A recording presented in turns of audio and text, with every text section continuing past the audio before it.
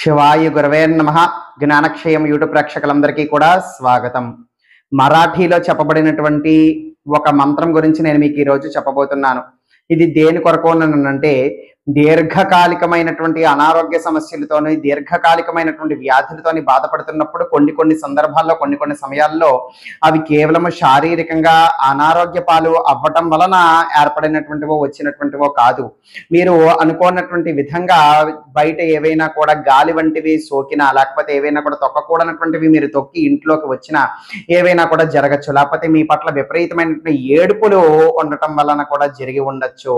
విపరీతంగా మిమ్మల్ని నాశనం అయిపోవాలి అని కోరుకునేటువంటి వాళ్ళ వలన జరిగి ఉండొచ్చు. ఎందుకంటే నరదిష్టికి నల్లరాయి అయినా కూడా పగిలిపోతుంది అని చెప్పి మన పెద్దలు ఊరికే చెప్పలేదు. అలాంటిది మరి మనిషి అంతా.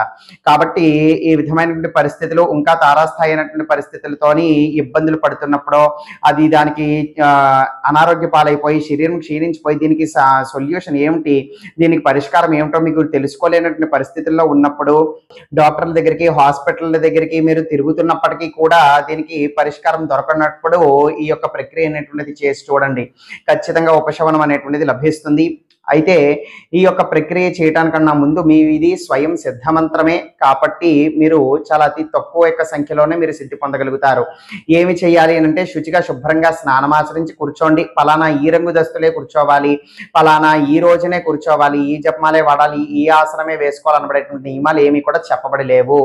కాబట్టి శుచిగా శుభ్రంగా స్నానమాచరించి మీ యొక్క శక్తి అనుసారం చక్కటి ఆసనం వేసుకోండి, కూర్చోండి. ఏదైనా కూడా జపమాల వాడి ఈ యొక్క మంత్రాన్ని 108 సార్లు జపం చేయండి. 108 సార్లు జపం చేయండి. చూడకుండా మీరు చెప్పుకోగలగాలి, చూడకుండా మీకు వచ్చేసేయాలి మంత్రం. ఆ విధంగా వచ్చేటట్టు చేసుకునేటట్టు చూసుకోండి.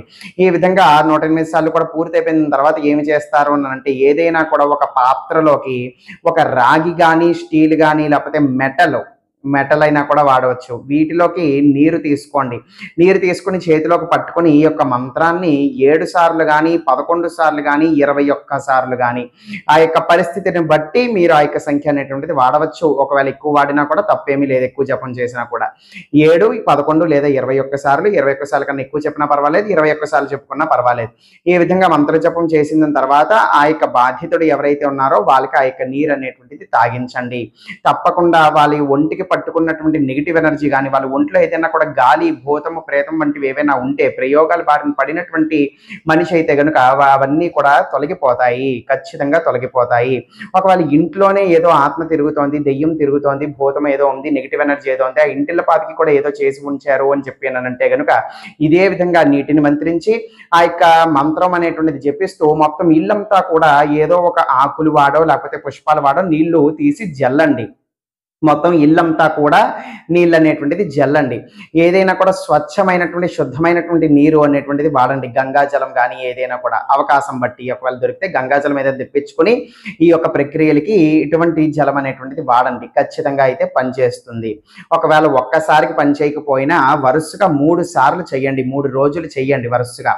ఖచ్చితంగా పనిచేస్తుంది. దానివల్ల మీకు ఉపశమనం ఉంటుంది. ఇక ఆ మంత్రం ఏమిటో తెలియజేస్తూ సెలవు తీసుకుంటాను. ఓం ఆం క్లీం హుం మార హస్త హ్రాం హ్రీం కరే సమస్త దోషన్ హర హర విసర విసర హుం ఫట్ స్వాహ.